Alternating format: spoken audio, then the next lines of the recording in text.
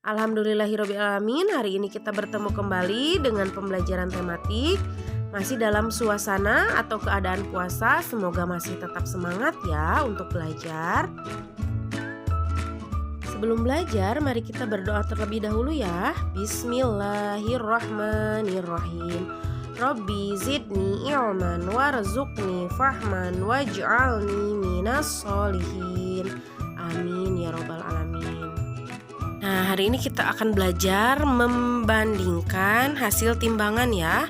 Ada di halaman 89 sama 90.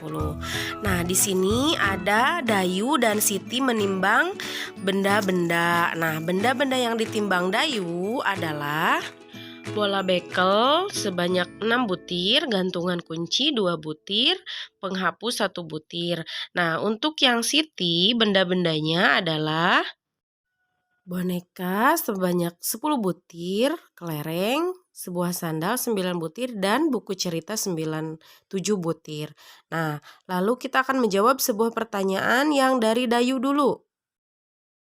Pertanyaan ke-1, benda manakah yang paling berat?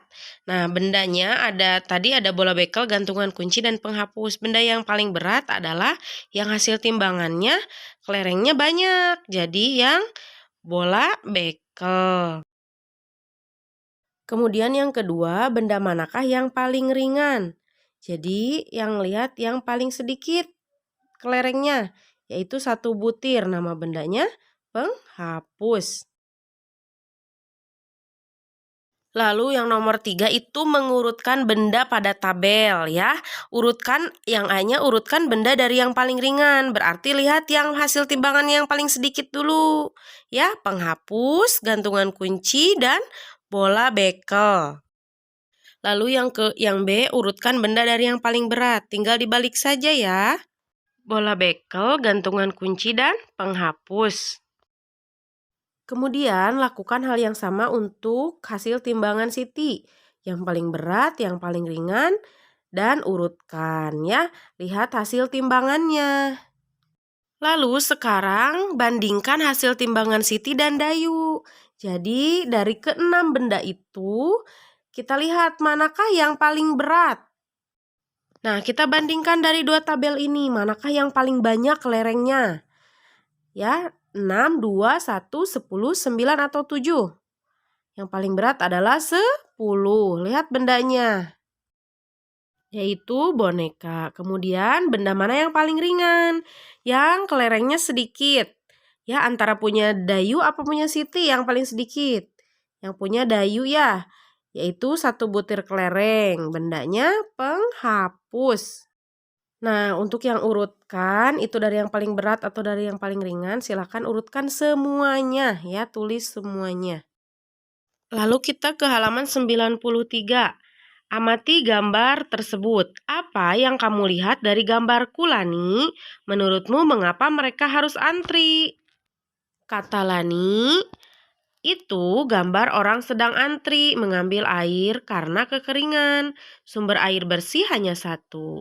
Katanya, apa kalimat ajakan yang cocok untuk gambar itu? Nah, kemarin kita sudah kalimat ajakan ya. Kalimat ajakan itu ditandai dengan kata ayo dan mari. Kata Siti, saya tahu. Ayo Bapak dan Ibu silahkan antri dengan tertib. Kalau menurut Lani bagaimana? Kata Lani, mari menghemat air agar tidak kekeringan. Betul Lani, ayo kita bermain peran sesuai gambar tadi, katanya. Nah, itu semua merupakan kalimat ajakan ya. Jadi, pelajaran yang dapat kita ambil dari percakapan dan gambar ini adalah kita harus menghemat air agar tidak terjadi kekeringan. Biasanya kemarau itu kan tidak turun hujan lama ya. Jadi stok air bersih itu sangat terbatas biasanya. Jadi kita harus menghemat air. Cara-cara menghemat air kemarin kita sudah belajar. Salah satunya adalah menyiram tanaman dengan bekas cucian beras. Kemudian matikan keran saat sedang mencuci piring atau saat tidak digunakan ya, dan lain sebagainya. Oke, pembelajaran hari ini itu saja. Terima kasih. Assalamualaikum warahmatullahi wabarakatuh. Tetap semangat.